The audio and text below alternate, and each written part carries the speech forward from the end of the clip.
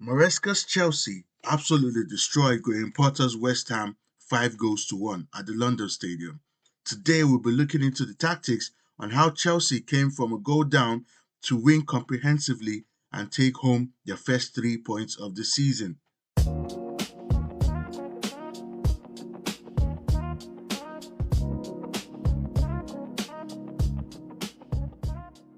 Hello, hello. So we start again, second episode. Let's get straight into it. Chelsea versus West Ham. And we see this is West Ham's lineup. And as we know, West Ham used a five at the back, and that is not new to Potter. You know, that's how Potter likes his teams lineup. And nothing different from previous game against Sunderland. Basically the same lineup.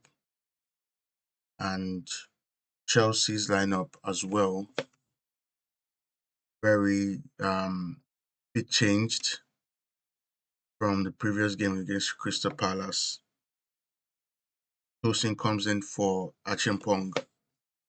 Gusto comes in for Rhys James. Neto goes to the left flank, unlike what we see in this graphic. And Pedro plays at 10. Esteval comes in injured. Cole Palmer. See the correct lineup and placement of the players in the next graphic. So straight into it, we see that West Ham tried to press Chelsea aggressively from the get-go. To see here, Wan-Bissaka comes really high, presses Kukurea, and here Caicedo had to drop deep to cover for Tosin when Tosin tried to win a header. So in this moment, West Ham tried to press us aggressively, and they did really succeed. And it's Caicedo tries to go long here, loses the ball toward Prowse, and West Ham won the ball. West Ham were a bit aggressive, early exchanges, and tried to put pressure on Chelsea. Of course, it's a London derby. West Ham wouldn't want to shy out of tackles. West Ham got rewarded for it in the early exchanges. We failed to press Paqueta, who was free here. Paqueta had a lot of space.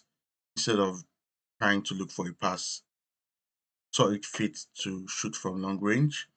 And here we go. Paqueta scores against Sanchez, who I think shouldn't be getting caught out that not easily, but shouldn't be getting caught out like that. So Sanchez definitely also at fault here, as much as Esteval, who lost the ball previous to Paqueta getting the ball. Now we're moving on to Chelsea's press. As we know, under Maresca, Chelsea usually press man to man a lot. In this game, you can see the front four shape to press, or five, depending on how it was, because Chelsea pressed man to man to West Ham's back five. It became a back three in possession, and you could see Ward Prowse and two check the pivot here. Enzo and Joao Pedro, who's out of the picture, try to press both of them.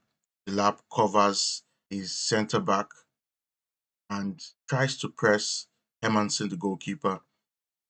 Neto here on Todibo, and out of your picture here, the Korea is trying to press Ambisaka, and that's what Chelsea tried to do here. See the lap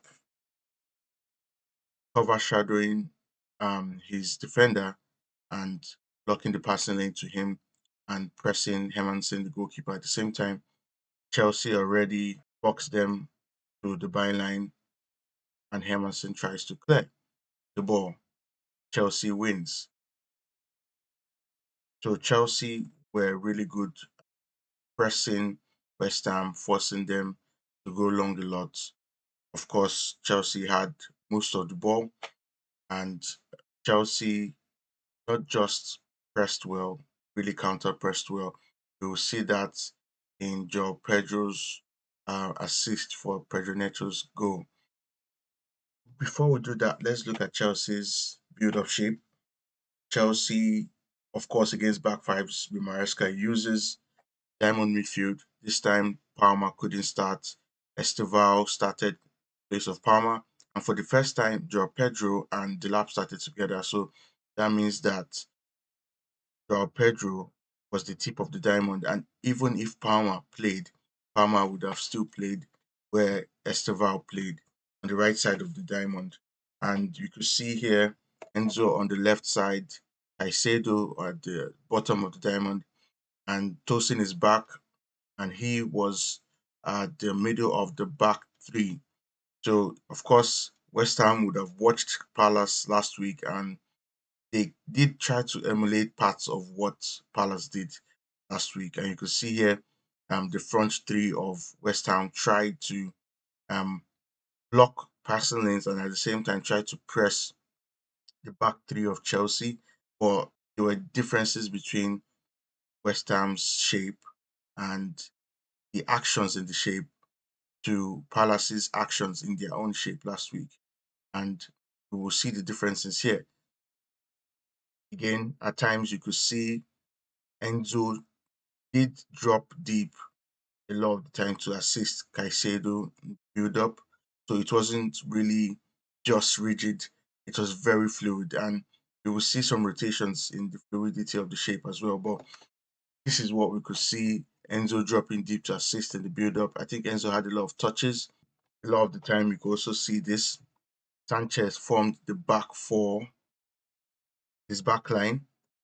See Enzo dropping deep to receive the ball as well, assist Caicedo. Here, Kukurea receives the ball, and you could see a lot of the time we tried to go long. We didn't just try to play out of the back every single time. A lot of the time, Sanchez was tasked to go long, and to be fair, his passing was pretty good. At times it was wayward, but it was mostly good. Be able to bypass the press, and we will see this a lot this season, especially with the lap because we played with the lap from the start, and the lap was holding up the ball a lot of the time, bringing others into play instead of just playing out of the back every single time. If the lap is available, we definitely try to go long at times. So you could see West Ham try to play the same way Palace did, try to press Chelsea in the same way, but the differences were clear. This is part of the similarities. You see Todibo trying to press Enzo the same way Richards tried to press Kukurea against Palace, and you could see West Ham try to go man to man at this moment in time. Yeah, so West Ham started their press really well, but of course they couldn't sustain it. But some subtle differences was the fact that Paqueta here tried to press a lot of the time, press from his left side and come in from there, press Tosin as well. Yeah, you could see that at times. So West Ham really tried to start very aggressively, like I said, try and stop Chelsea from playing out. And they would have watched performance of Crystal Palace last week and tried to emulate parts of it. Now, the difference between West Ham's shape and actions in their shape to Palace's actions in their own shape was the fact that Palace didn't drop deep so early. Now you could see West Ham, they dropped deep very early. This was still the first 15 minutes, and Chelsea were able to get on the ball in their own half a lot of the time, and West Ham could not keep the press for that long. West Ham's front line are not that athletic. Uh, Pukuk will not continue to press as much as Mateta does. Sa too is more athletic. Bowen and Paqueta can, but the shape and the actions of the team, West Ham aren't a team that presses a lot. So they won't be able to sustain this much as Palace would. That's the difference between the two teams. And here you could see as Caicedo gets the ball, he has time. Pedro makes this run. Um, Caicedo makes the pass. He didn't get the ball, but that is one of the consequences of giving Chelsea more space. And Chelsea recovered the ball, recycled the ball, and put the ball back into the box. Those are the kind of issues that West Ham started to create for themselves um, by dropping too deep, allowing Chelsea have time and space to be able to play these balls into the box. Let's visualize the build up on the tactics board. And here we see it Tosin with the ball. West Ham's front three try to press. Chelsea's front three, not as diligently as Palace, but that's what they try to do. You could see Todibo tries to get to Enzo, Aged as well, try to press Esteval. If Aged doesn't press Esteval, Suchek does, then or press, then presses your Pedro. So a lot of the time, your Pedro will drop deep. Like this, Paqueta tries to cover shadow Chaluba, and when this happens, Esteval a lot of the time too as well drops deep, drags out to check, and you see Tosin tries to look for this kind of balls in between the lines. There we go, kind of ball in between the lines, draw Pedro and break the lines. So a lot of the time for the build up that I said, we see Sanchez here when the ball comes back. Tosin comes here, Chaluba goes wide, Kukurea here. So this is where you then see the shape when goalkeeper has ball. Chelsea form like this. West Ham try to press. Jolly is one trying to press here. What this does is it gives Chelsea a man advantage. No matter how much West Ham want to press, they're always man. They're always a man down. Here you see it. They're always a man down. A lot of the time, Sanchez will find this ball to Correa. Well, this and Chelsea's out of the press. This happened a lot, especially in the second half. And we have seen this a lot under Maresca, to be honest. And this just helps to even the playing field. And what this also helps with the lap here is that this isolates the lap against the centre back, and you do not want to get isolated against him as a centre back in this league. You know how strong he is with his hold up play, how much he can rattle his centre backs.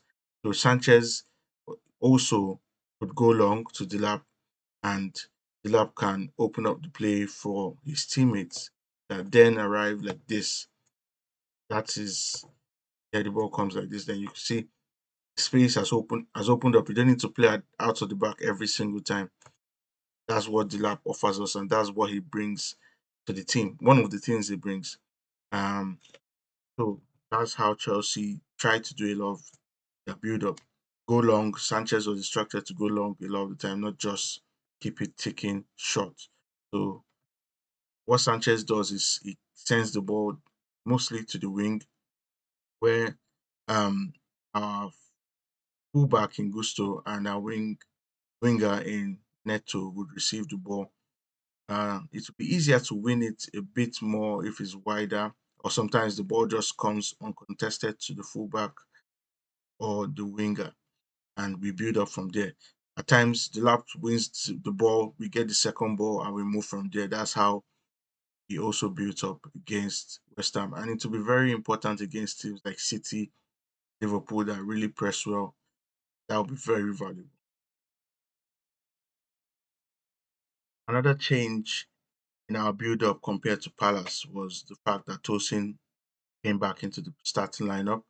And you could see the differences between Tosin and Achimpong. And Achimpong, as I said, is a fantastic talent, and he will need to train this role a bit more at the center of three centre backs.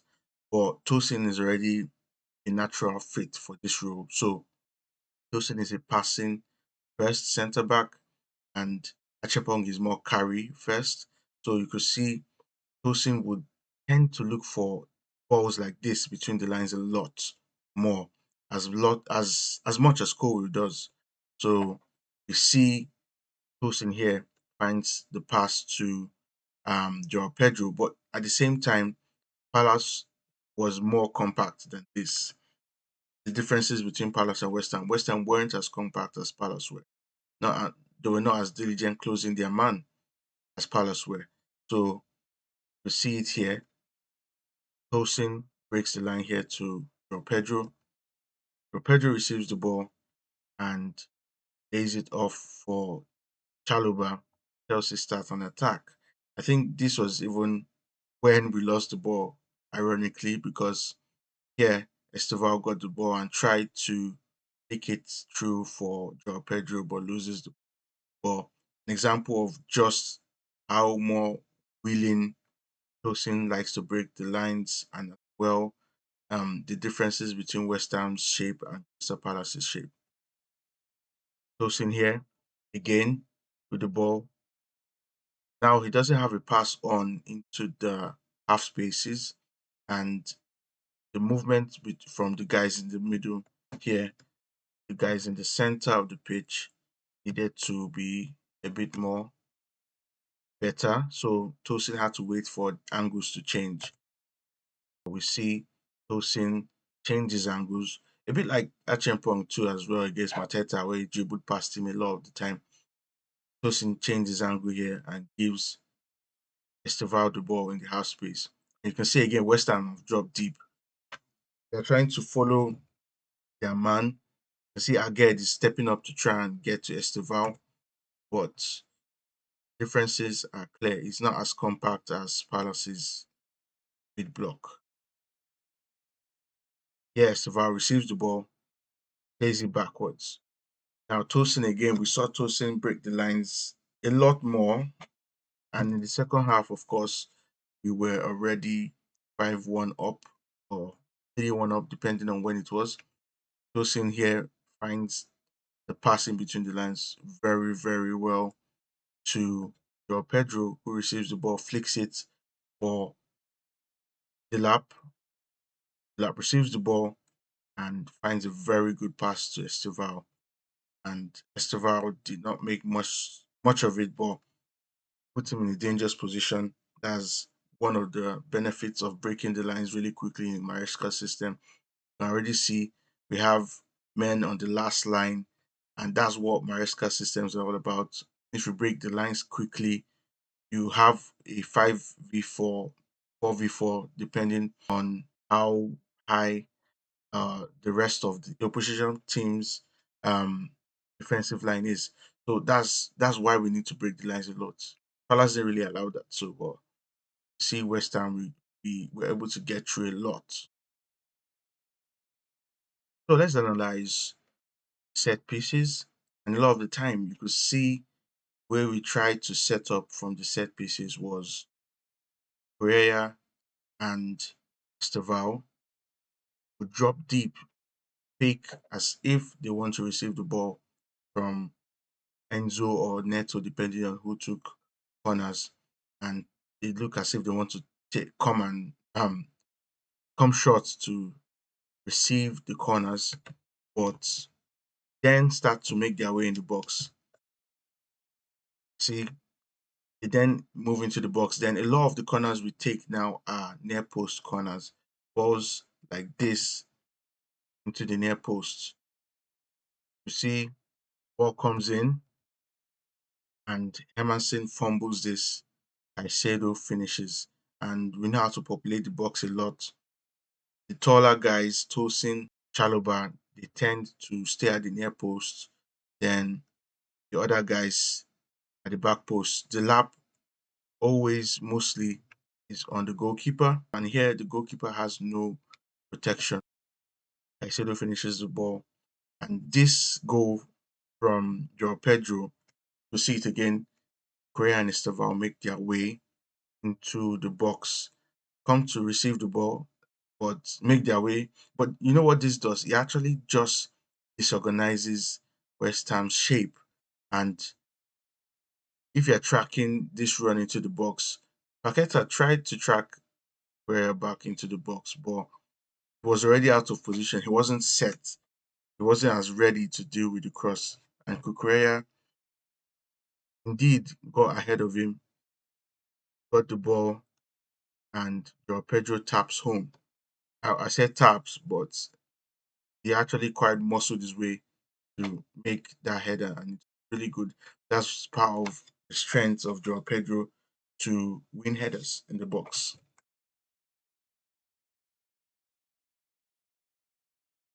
So concerning Neto's goal, like I said, you see the man-to-man press. Chaluba here goes in to press Paqueta, who he pressed most of the time throughout the game, and Chaluba wins the ball. Very good tackle, very fair tackle as well. Looked like the elbow to Paqueta's head, but when you watch the replay, you could see it was just a body check. And Pedro receives the ball, and this is what Pedro does really well. And a lot of people didn't really highlight it before he came to the club.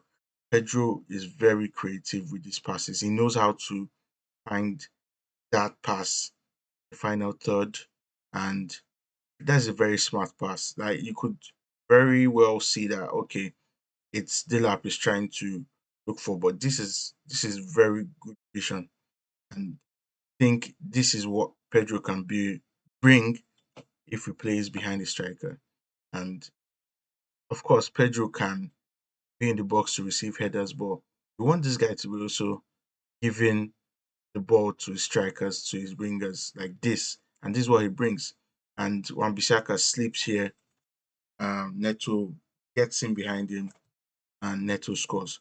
So I think this just shows and highlights the fact that Joe Pedro is someone that can really play behind the striker, not just in between the lines, but those smart passes in behind. Um, does a lot of true balls as well, and that's what Joao Pedro brings. You want this guy playing behind the striker, feeding strikers as well. Very creative player, which doesn't get sounded enough. Now we analyze Enzo's goal. This was just brilliant play, and we see this season. Last season we did see a lot of this, and during preseason I did highlight the fact that we would see a lot more of the connected play, a lot more associative play because of Joao Pedro and Esteval, who love to play with their teammates, link up, one touch football, and we will see a lot of it this season because of the players we have.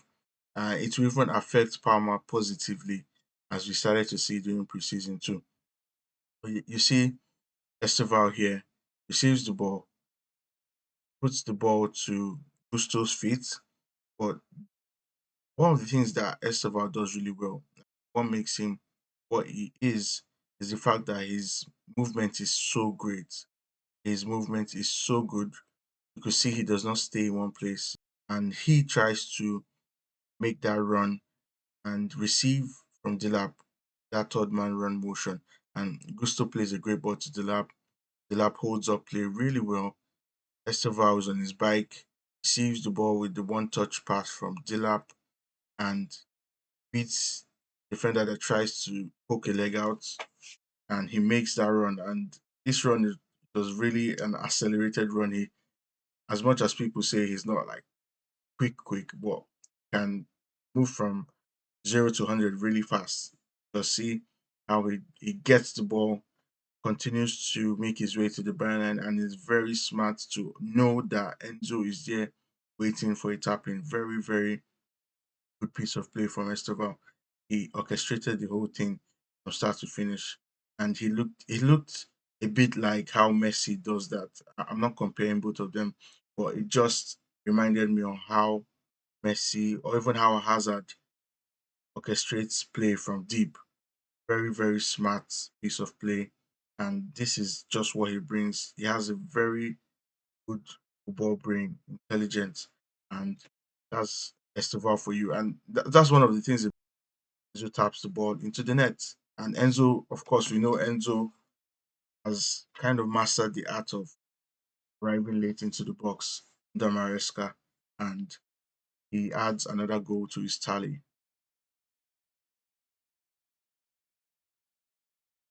So Chelsea stormed that first half with 3-1 lead, but after the third goal, it started to become comfortable for Chelsea. It was very easy. West Ham started to try and still press Chelsea. I don't know why, but they didn't want to sit back. Of course, they saw it, that try get back into the game. But this is when Chelsea tried to play a bit more controlled and a bit more shorter passes, try to keep control of the game. And this is the shape that I showed you on the tactics board. Sanchez forming his back four. Like this, Chatterba goes wide, Tosin here, and Correa, and a de facto back four like this. So this just gives Chelsea an extra man possession. Sanchez plays the ball through the lines. Very good pass to Pedro. So Pedro flicks it around the corner for Enzo, and Chelsea are 4v4 basically. So this is what the system provides. Like I said, if you break the lines early enough, then you have a 4v4, you have 4v5 against the opposition team's back line. And you can see one of the runs of Esteval. You see a very smart run. Again, very smart run. It's already in behind his left back. You already see that. That's what he brings. Very smart, very active off the ball. Off the ball work is already like Salah like. How I don't know how so young, 18 years old, and you know how to move off the ball like this. And that's what we can see from Esteval here.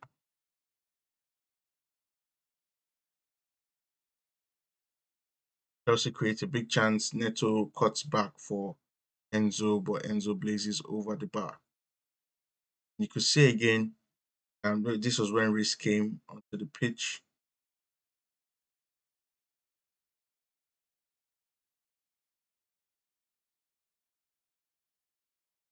This was when Reece came onto the pitch. When he did, he inverted into midfield this time. And that is just how versatile a lot of the players are. Reece can do this, he can also play where Fofana is playing here. But Reece was mint when he came on. It was really was so good.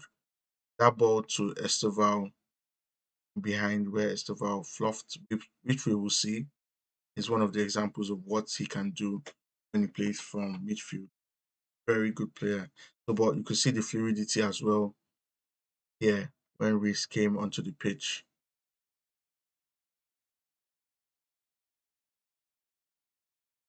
So now what we saw a lot of the second half was that there was a lot of rotations. We saw it in the first half with Gusto and Esteval, and we saw it a bit more in the second half. See Gusto here. This was when the lap already went off the pitch. Santos is on the pitch. So Esteval played a bit wider on the right. Gusto makes his way into the pitch. Has already rotated with Caicedo here. You see Caicedo making that foray forward. And Gusto is now the deepest midfielder on the pitch. Now you could also notice Neto dropping deep and Enzo replacing Neto where he was. Now Gusto is still the deepest playmaker in the pitch in the midfield, or deepest player in the midfield. Caicedo up the pitch. Neto and Enzo switch position, and you can see Caicedo is already making his way back. Gusto has the ball. Now Caicedo is the deepest playmaker or midfielder. The pitch. Gusto is now up. From right back, he already makes his way to the other side of the pitch.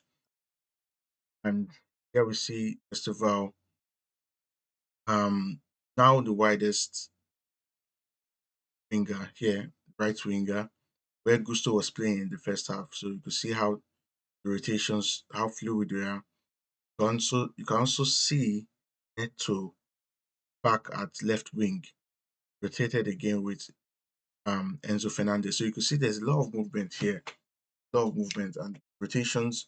You see again a few moments how they opened up West Ham. So you can see Esteval comes in here and makes his way inside the pitch. Gusto then places his position, but what this did that it brought Diouf out. Diouf follows Esteval, and the space is there. Then Gusto takes the space and puts in a cross. So those are the kind of things rotations do. Drag out players, opens up space, and we will see this a lot this season more than last season. Good to see Maresca's systems becoming a bit more fluid, um, different from last season. The players had to learn a lot from the system. Now looks a bit more fluid to continue to be fluid, as we saw from the Club World Cup. So these are the advantages of it. You see again, Pereira here starts from his left centre back row. Love this from Caicedo. He does this really well. He saves the ball from his centre back and immediately plays that corner pass to Enzo Fernandez. As you see here, he did it very well at Brighton, and this is what we see again. So keep your eyes on Cucurella. Continues to make his run, plays the pass to Neto, then receives the ball from Neto in behind the back line. Neto drags his right back out to Saka, and Tuchel could not follow the run of Cucurella. We have a chance for a good cutback. I think part of the things we need to improve, which I saw in this game, was some of the cutbacks needed to be very quick, needed to be quicker, needed to be sharp. And Neto was guilty of that at times. Needed to be sharp, get the ball into the box very quickly. And Chelsea are populating the box really well this season.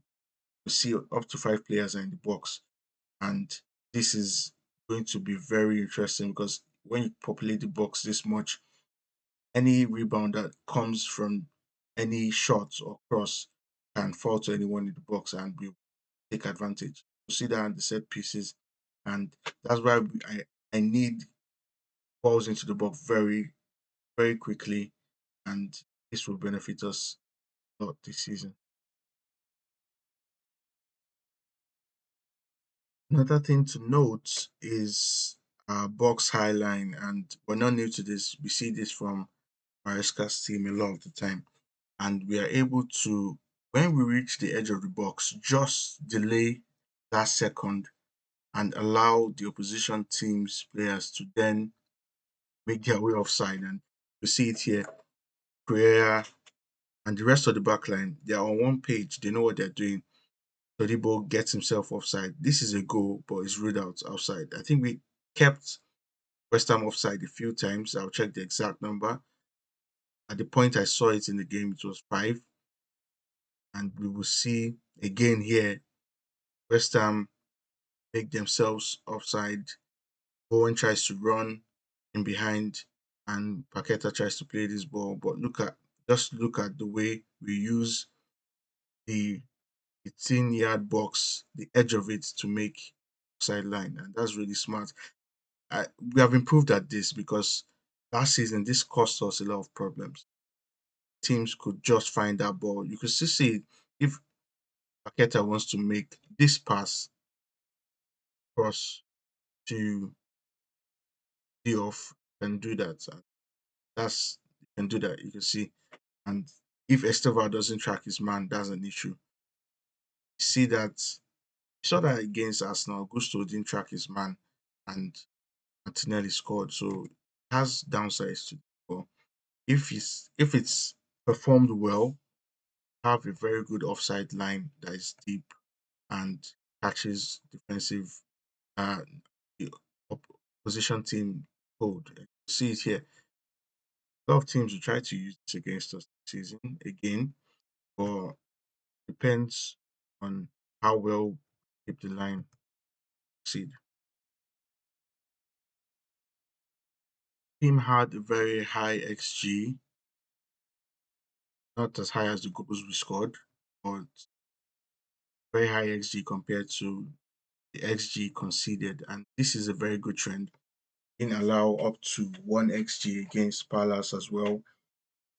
They created only one big chance, West Ham, and we created seven. This is very good. Shows the balance we want to have.